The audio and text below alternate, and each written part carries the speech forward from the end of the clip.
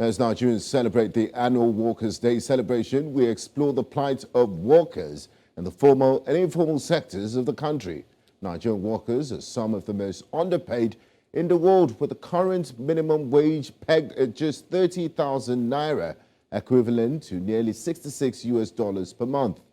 The price of a bag of rice, which is Nigeria's most popular staple, is higher than the country's minimum wage. The rising cost of living, without an increase in the living wage of the Nigerian worker, has kept majority of workers in the country frustrated. Today on Politics HQ, we will be looking at the plight of Nigerian workers as we celebrate May Day. Now, joining me tonight on the program, I have Achike Chude, author and public affairs analyst, and also the deputy chairman of the Joint Action Front. I also have the pleasure of having Mr. Peter Esele, former president, Trade Union Congress. A warm welcome to you, gentlemen, and thanks for joining me on the program. It's a pleasure. Now, I'd like to start with Peter.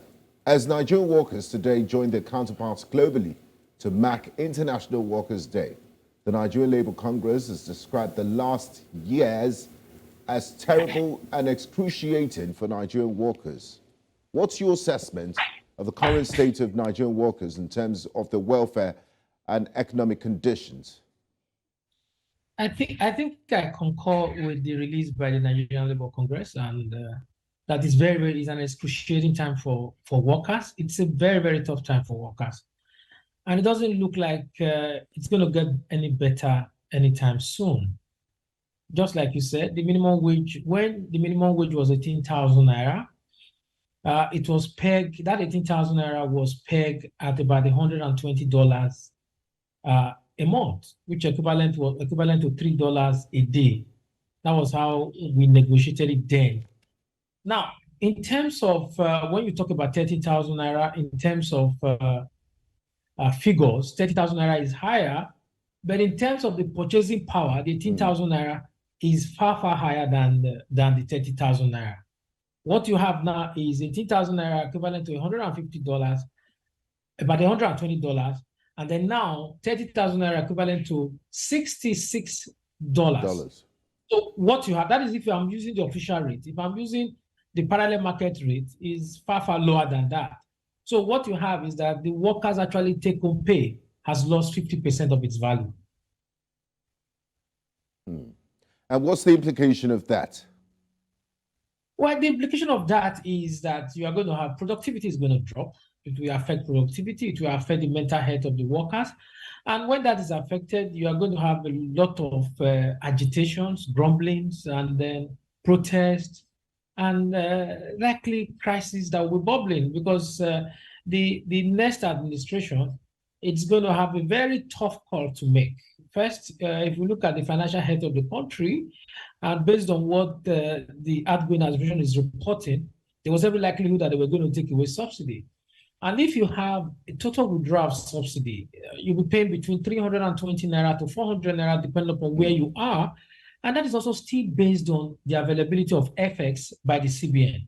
So if the FX is coming through the parallel market, you could pay as high as 600 naira. Now, the challenges is that if that happens, that also affects the wages of the worker and the standard of living of the worker. So what that invariably means is also possible that it becomes difficult for you to take care of your kids, the health needs, and it's going to be a very tough time tough road ahead for the Nigerian worker. Thank you, Peter. Achike, tough times ahead for the Nigerian workers, but the incoming president, the president-elect, Bola Ahmed Tinubu, today promised that he has heard the cries of Nigerian workers and he will increase minimum wage. And Peter did talk about, how the minimum wage was increased in the past and the Nigerian workers lost their purchasing power. It's increased in figures, but because of inflation and other issues, it's hardly anything to take home. So my question to you, Achike, is this. What measures do you think the incoming government can take to address rising inflation and unemployment rates in Nigeria, and how can unions and civil society help push these changes? Well, that's a tough call.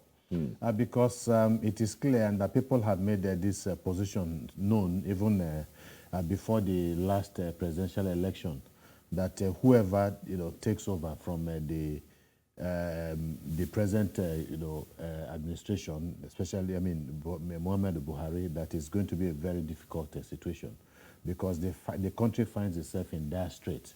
A country that is making provisions for about 70% of his budget to 80% of his budget for just debt servicing, not even looking at the interest alone. A country that has gone a-borrowing. I know the saying, where you go a-borrowing, you go a-sorrowing. And so there are all kinds of very difficult economic problems that will have to be confronted by this administration. This is the same in the past how many years, from 1999 to date. People have continually talked about the increasing cost of recurrent expenditure being far greater than that of capital expenditure. And at the end of the month, you have just very little to be able to take care of, of a capital expenditure. And so you are now looking at increasing the pay. Sorry to interrupt you, Achike. We do need to go on a quick timeout, and when we return, we'll continue our conversation. Do stay with us as Politics Headquarters on News Central Television.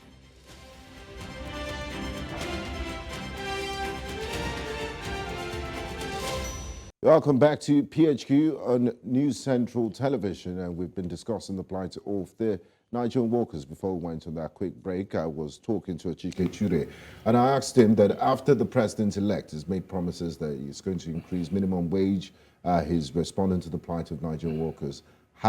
What does the new government, the incoming government, have to do to address this very steep challenges that it's going to face? Yeah, well, the incoming. Let's just say that there is a positive note in a way, in the sense that I think the outgoing government had, insisted on June as the day the subsidy, regime will come to an end, and therefore putting a burden, an unnecessary burden, on the incoming administration, and that itself was very risky, because the basis on which it was postponed. Don't forget that this subsidy would have come in long before now, about a year and a half ago, but they got instructions from or advice from the DSS, from what we were told, that they are very clear that there is a clear and present danger if the subsidy is removed. And they also reminded the government of the spate of military coups that are taking place in other parts of West Africa. And so it was going to lead to very serious social unrest. And I think that it was on the basis of this that perhaps the incoming government put pressure on the outgoing government to slow down on the issue of subsidy, leaving them to take that decision. And so you now have the conditions changed? Yeah. No, the conditions have not changed, except that the fear, again, and the potential for crisis is always there. So eventually, whatever way they are going to look at, they have to look at what do we do with regards to the subsidy. Because I can tell you that I do not think that organized labor is going to sit back and take it lying low. When that happens, we're already talking about inflation. We're already talking about the inability of the Nigerian worker, to have access to a living wage. Their lives have been made difficult. They have been frustrated over the years, And so when you do this again, and people, and we tell people, and I tell people personally that, look, we are going to see the mother of all poverty. You are talking about 133 million Nigerians living in multidimensional poverty. You just wait until that is done. And so, obviously, there is supposed to be a background and a context for any, increase or, removal of subsidy. We are talking about the fact that refineries have to be repaired. We are talking about the fact that they told us they are going to build modular refineries and all of that. And then when you look at the general picture of the Nigerian economy, that is tied, constantly to, the vagaries of the international, market, the exchange rate and all that. You're going to continue for as long as our economy continues to flounder. You're also going to have a situation where you cannot, exactly determine, the stability of the currency. So we're going to have a problem. So you're not just talking about a little solution here, but you are looking at long term. How do we improve on the lot of the Nigerian worker? You have to look for a way to improve on the economic dynamics, with regards to the worker. And then once you are able to do that, you can now begin to, address in specific terms some of the various issues that are confronting Nigerian workers. Some are within reach, some are a little bit far. Long term. Yeah. Thank you very much, Achike. Now, Peter, I'd like to bring you back into this conversation. I mean, Achike just painted the doomsday situation with the removal on the issue of all subsidies, but economists and most financial people will tell you that we're just kicking the can forward. It's inevitable. It will have to be removed at some point. And the president-elect during his campaign did say, this subsidy is unsustainable. We'll have to remove it. My question to you is, what's your position on the removal of fuel subsidy and its potential impact on Nigerian workers?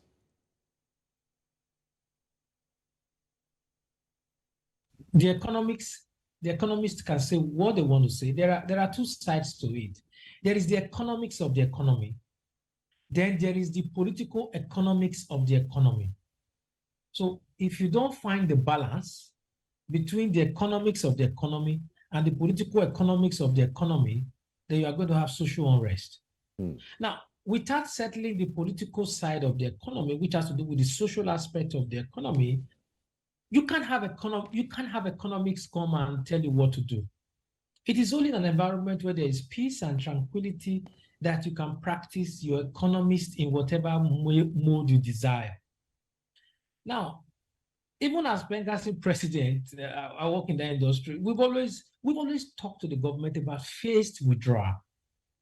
Now, if somebody is paying 185, max 195 naira, and you suddenly move that person to 380, 400, just imagine the quantum, what that would do to your economy in terms of inflation. Now, in the UK, where we borrow whatever we are practicing, sometimes I don't understand the kind of economics that we practice. And the capitalist war, the last time they had issues with the price of gas skyrocketing. And what did the British government do? They had to appropriate funds and put a cap that when the prices of gas goes above these rates, then the government will intervene. And actually they did, by making funds available to households to ensure that during winter, they all don't freeze. So this is why that's why you have a government, to make some tough calls. Now, one of the things that my colleague in the studio talked about, he was even being fair, saying about 70% for debt servicing. No, right now we are spending 93.2% of our revenue on debt servicing. So first thing you have is that there's no money. So if you say there's no money, then you have to look at, okay, first thing that most Nigerian government will do is to increase tax. You don't increase tax when life is already very difficult. What you need to do is to focus on those things that are luxury. You can raise money out of that, those things that are luxury. And then the second option that the president-elect has, if you read his wording to the workers, if you read the letter, if you go beyond the letter and you go to the spirit of the letter, you find out that he's also actually telling the workers to be ready for some tough decisions that is going to Now, Peter, what shocks me, and for a lot of Nigerians that are watching this program now, is how did you get to this point? 93. If a gentleman ran his family like this, you will say this is gross irresponsibility. How do you spend 90% of your income on servicing debt? Why didn't we arrest this? How did we get to this point? Did it happen overnight? And why would anyone want to even inherit this sort of condition and be president of Nigeria? Because it doesn't look like a pretty good situation.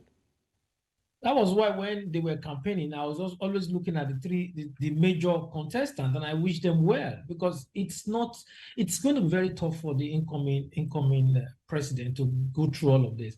One of the things that is responsible for this is that this administration is used to throwing money at problems. They don't think things through. I'm sorry to say that. Now, the reflection of how our economy has been in the last 7 to 8 years is reflected in the Naira design policy.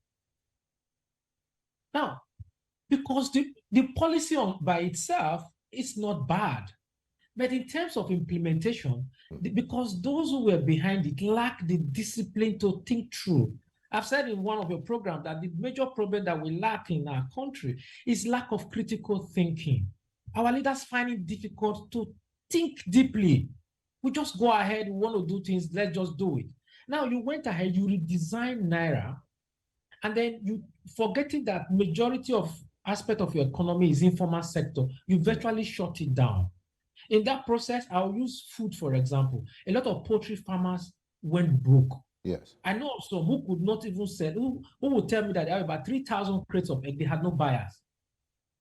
Now, no, the poultry business, when I spoke to some of them, they lost, I think the poultry association said the Naira redesign cost them 30 billion Naira losses in terms of losses.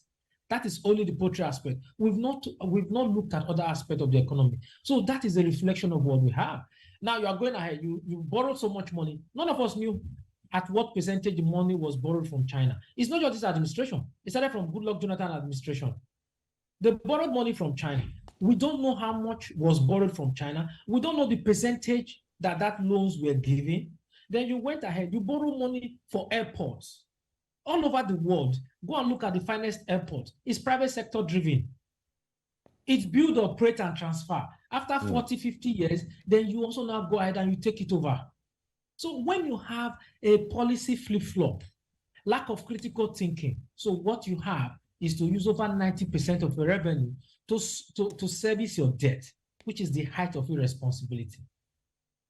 Thank you, Peter. Now, Achike, it seems a group of Nigerians are living in a different reality. Because if you look at events that happened in Benue State 2 weeks ago, you will be shocked that people are still, that some politicians are still proposing this sort of ideas looking at the present socioeconomic realities. And I'm talking about the pensions, the bogus pensions packages, the extremely large pension packages for departing governors. Nigeria will be retiring quite a number of ex-governors, and they have this very generous pension packages. Father Alia, the incoming governor of Benue State, did kick against it. He said, you know, my state can't afford this, looking at the present economic realities. What is so difficult about the job of a governor that after 4 or 8 years, they deserve this huge packages that it's, I mean, if you compare it to the minimum wage, it's probably 1,000 or 1,000,000 times more than what the average worker that has put 35 years of service and that are still struggling to get their dues at the end of the month. What do you make of this? Well, the laws are made for the powerful, are made by the powerful and influential for the powerful and influential.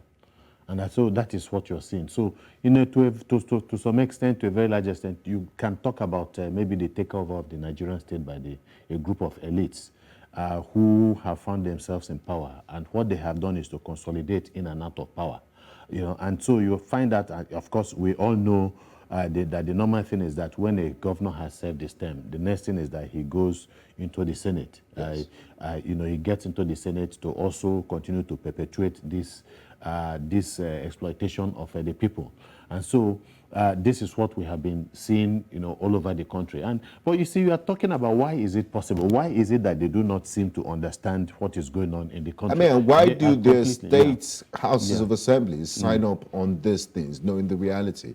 I mean, they're the representatives of the people. And if you do a vox pop, if you go around and talk to ordinary people in Benue and show them the fine print of it, I'm sure they would object to it. So why do they get away with this daylight robbery, to put it lightly?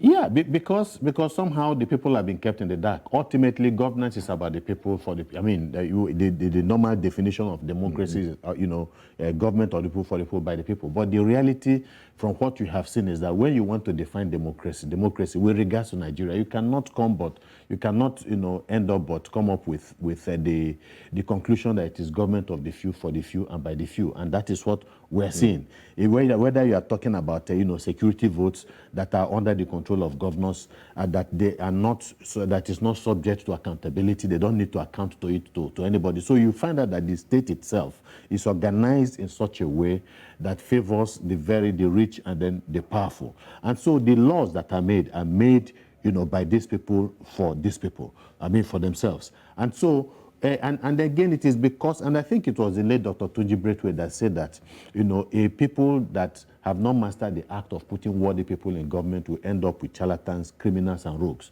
And to a very large extent, I'm sorry to say, but that exactly is what we're seeing. So you have a group of people that are not accountable to the people. And unfortunately, when we have that kind of situation, then it is the people that should make these people accountable to them.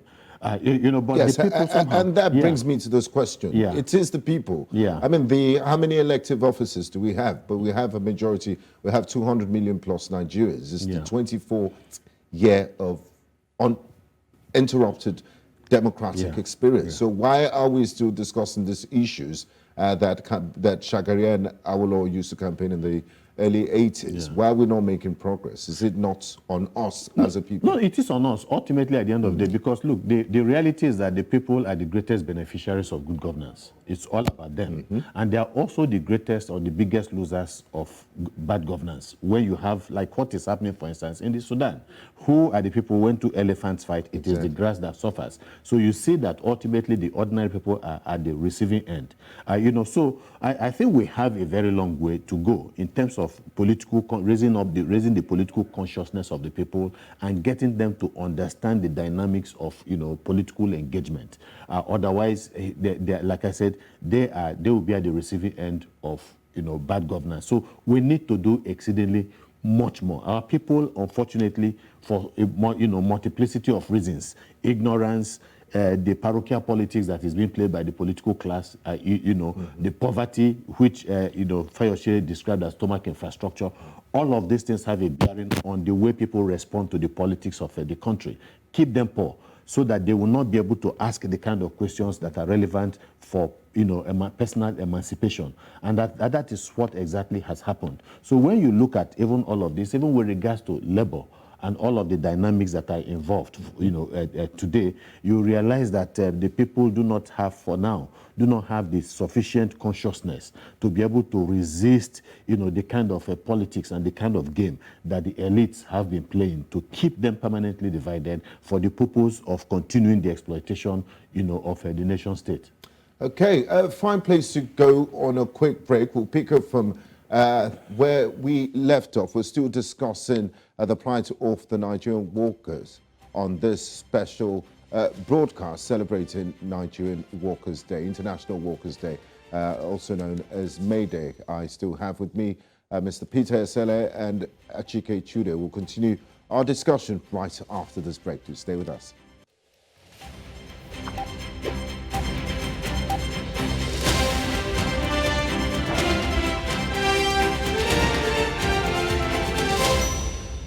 Welcome back to Politics HQ, a News Central Television, and we've been discussing the plight of the Nigerian worker on this International Workers' Day, celebrating workers across the world. And I still have with me Mr. Achike Chude, Public Affairs Analyst and author and the Deputy Chairman of the Joint Action Front. I also have with me, joining live from the nation's capital, Abuja, Mr. Peter Esele, as a former president of the Trade Union Congress and a former president of Pengassan. Gentlemen, thanks for staying with us on this conversation. Now let's get into the nitty-gritty of the issues facing Nigerian workers. And when you talk about Nigerian workers, their plight, one issue that comes up a lot is the issue of casualization. Peter, what steps can be taken to eliminate the practice of casualization of labor in Nigeria to ensure that all workers are treated equally? And how bad is it? And why do employers choose to do this in the first place? Okay, one of the reasons why the employers choose to do that is to make more money, and that's why the employers do that. But let me take you back a bit. Mr. Achike made reference to consciousness. As bad as it is, but we need to tell ourselves the truth that the quality of who becomes your leader reflects who you are. So if you had bad governance, it's the state and the value of the people that reside in the country that determines the depth of who they choose as their leader. So if deep inside of you, you are parochial in your thinking, you think that you vote for somebody based on ethnic, religious, so this is what you get.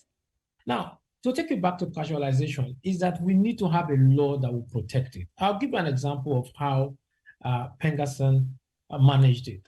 In our industry, in that industry, you have a lot of casual workers. So what we decided to do was, okay, fine, these casual workers we've been discussing with government and nothing seems to happen. It just didn't happen overnight. It took over almost a 10-year period for Pengasson to get through with that. And what did they do? Was to now ensure that even the casual workers were now unionized. So the first thing is for the unions to organize both the formal and the informal workers. So then when the union Pengasson organized they now had to organize the formal workers in the oil and gas.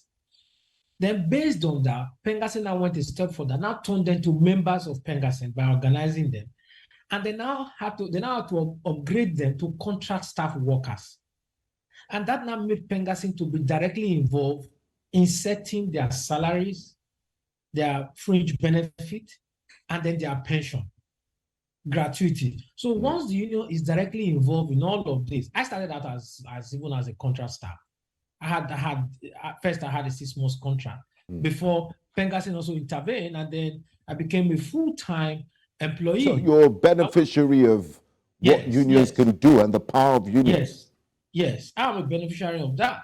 And when the union came up and I became a full-time employee, then at a particular time, Pengasson was fighting to make sure that if you have worked for a number of years, you can automatically become a permanent employee. But we know management were going to resist that. So despite the fact that management were resisting it, Pengasson had to ensure that, yes, the right wage. We are not talking about minimum wage now. I don't think anybody in the oil and gas goes after minimum wage. What they now did was to ensure that you have what we call living wage, whereby even if you ask the person to go today, you have certain amount of money per year served. We've had contract staff people who have been contract staff for 15 years. And sometimes Pengasson was even fighting that contract staff should earn more. If you decide that they're not going to go because of the risk involved, yes. Yes, because of the risk involved. But at the end of the day, we'll now also find a soft landing to ensure that these workers just don't lose their job. So there are people who have been there in the last 15 years. So what I expect the unions to do is organize and stop.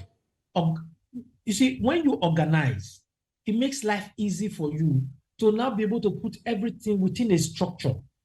Organize and stop organizing. So once you are able to organize, it makes it easier. And then unions are naturally pressure groups. So you pressure the government, you use whatever you have, you pressure the government to make a law that will make life easier for your members. And then look at what you just talked about in Benue State. What stops unions and civil society, organized labor, marching down to that House of Assembly to protest it? And when you protest it, what happens is that the media houses get involved, and then that's the pressure you can also bring to change whatever it is that is happening. If you sit back and you complain, at the end of the day, the politicians will get what they want. The House of Assembly, there's something I always say to people, is that we have 36 states House of Assembly. There is no single House of Assembly or single arm of the legislature that is at odds with the executive. And when that happens, just know that they are looting the treasury. Yes, they are looting the treasury. In other parts of the world, the executive and the legislature are two arms of government that opposes each other themselves. And at the end, you always have negotiated settlement.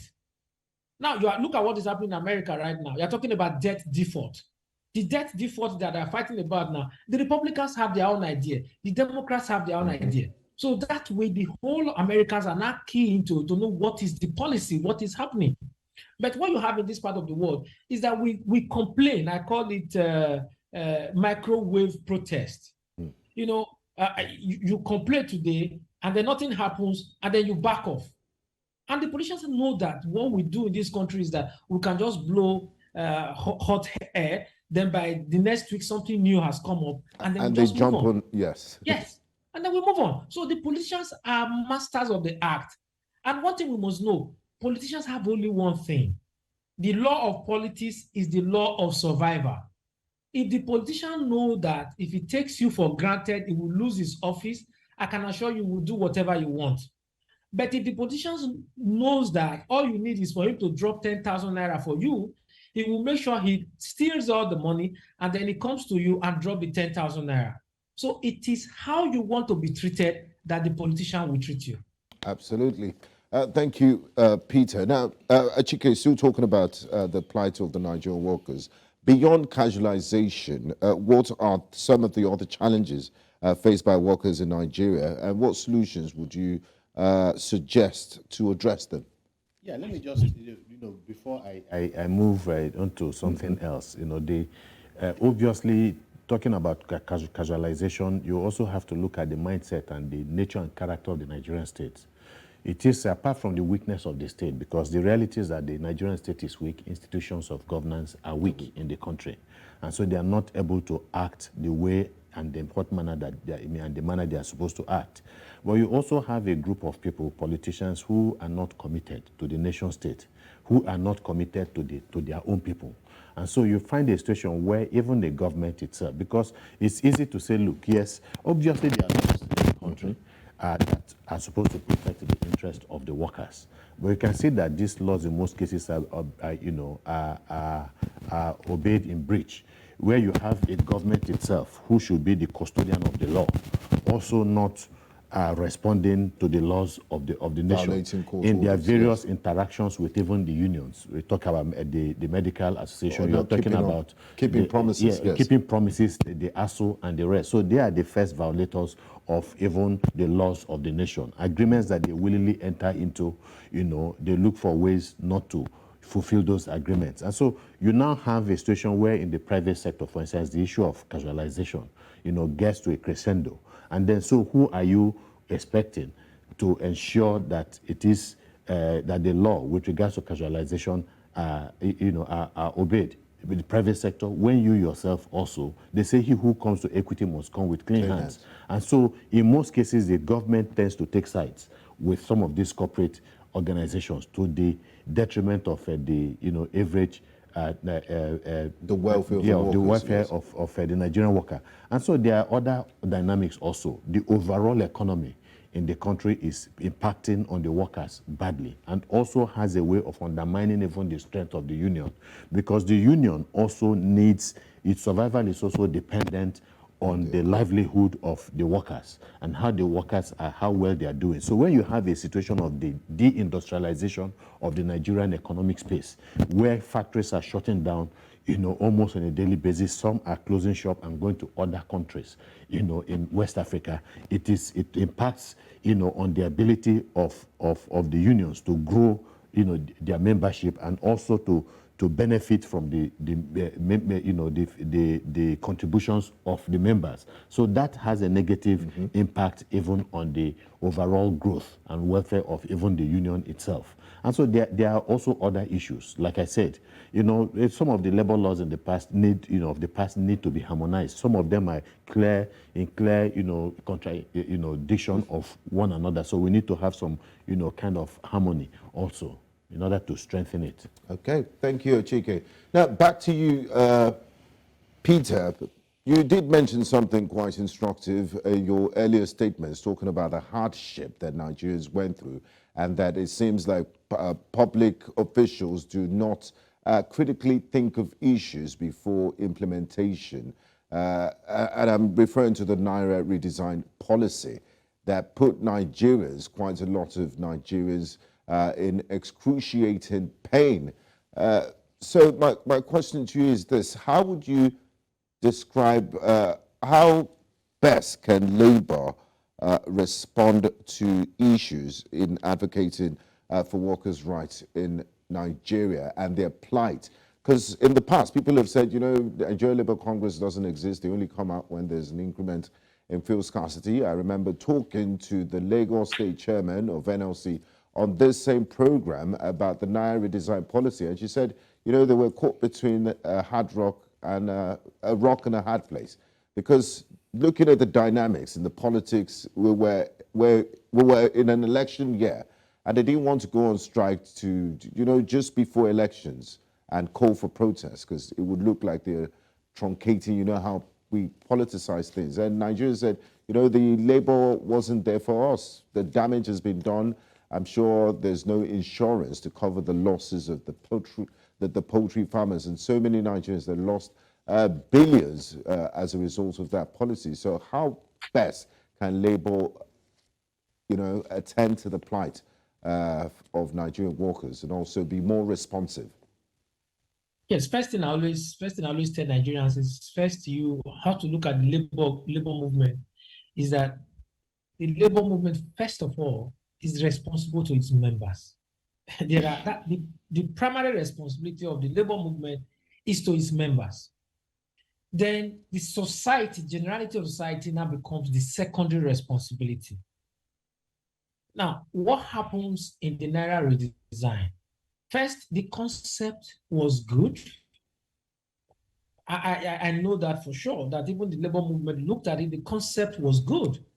And so, but the challenge was the lack of critical thinking towards the implementation of it. If they had said, oh, we're going to carry out Naira redesign, and we are going to introduce these new Naira notes into the economy gradually, and for a period of 15 to 18 months. Look at what is happening in the UK. Theirs is not redesigned, but they're simply facing out the currency that has the queen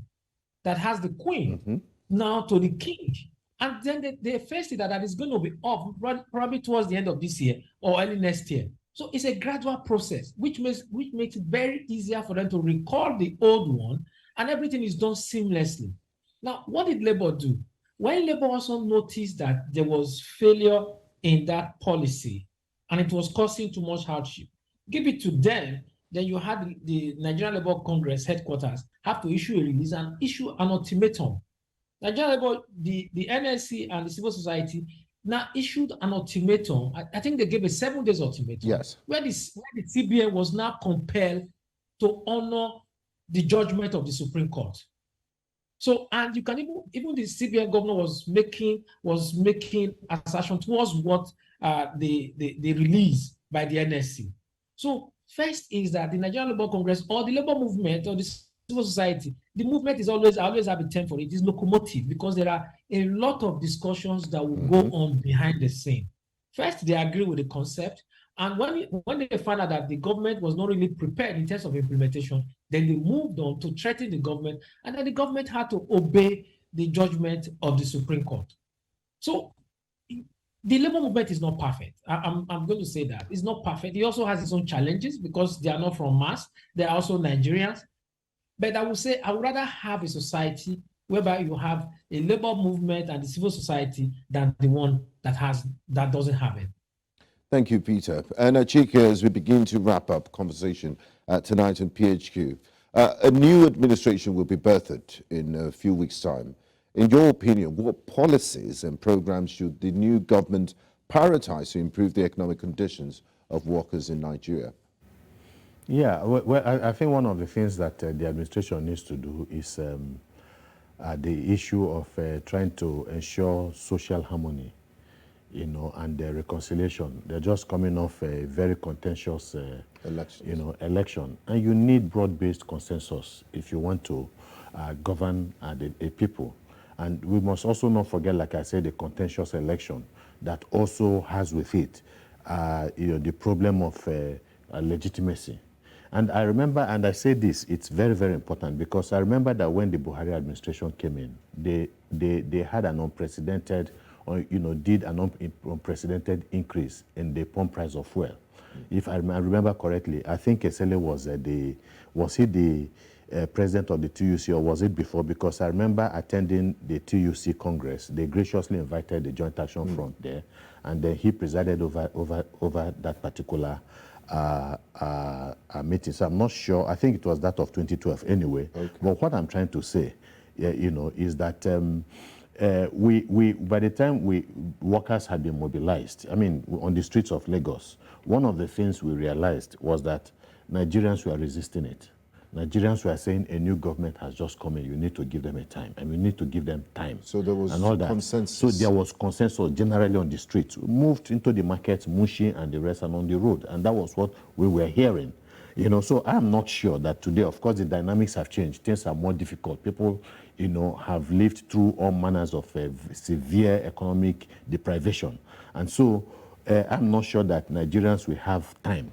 We give time to this government. So whichever government comes in, like they say, the usual balance is to hit the ground running. They must begin to make sure that, you know, having sought some form of, you know, consensus on governance among the Nigerian people itself to give belief to Nigerians, they must begin to put in place measures that would give, I mean, especially the workers. Now, with regards to workers, well, maybe the president-elect has started, you know, the ball rolling by saying that the minimum wage is too small. Yes. And, you know, this is it's also funny because because they say, you know, they say talk is cheap. Exactly. Because this is a person, he has always been the leader of the party. In the last 8 years, he was there when the negotiations for the minimum wage was ongoing. He never made any public statement in support of the Nigerian workers and the rest. So now he's in the kitchen itself, and so he's going to bear responsibility for what happens. So, but if he's able to do that, again, looking at all the other economic dynamics, how is he going to do it? Looking at the realities. Yeah, the realities that some of us have talked about, the issue of the debt, you know, and the debt repayment, the issue of, you know, continuous importation of the fuel that takes, yes, you know, puts major pressure on the country's, you know, reserves and all that. So these are some of the issues. So, like I said, talk is cheap. You know, it is only when he begins, you know, some of these processes that we can say, okay, well, it appears they are going in the right direction, but they need to begin to look at the revenue profile of this government. We need to go beyond what we are seeing and look for other sources of revenue, not in a way that would impoverish the people and make things much more difficult, because we've gotten, you know, to a point where every other hardship on the Nigerian people, yes, you know, will be resisted by the people. Now, thank you, Achike. Finally, Peter, before I let you go, and if you can in less than a minute, I would appreciate, what's your message to Nigerian workers as we celebrate this year's International Workers' Day? Yeah, first is what you said. The incoming president-elect has to reconcile the country. And then for the Nigerian workers, please never give up hope. No matter how difficult times look, we always have this saying that whatever government that comes, the people always outlive the government. So don't give up hope. And you say, a luta continua, victoria asata. The journey may be rough, tough, but we shall overcome. Thank you. I'd like to say a big thank you to you, Peter Esele, and of course, Achike Chude, who's right here in the studio with me at our Lagos headquarters. I do appreciate your insights and contribution to the program. It's a pleasure. Thank you. Thank you. It's a pleasure. We'll go on a quick time out, and when we come back, I'll give you something to chew on.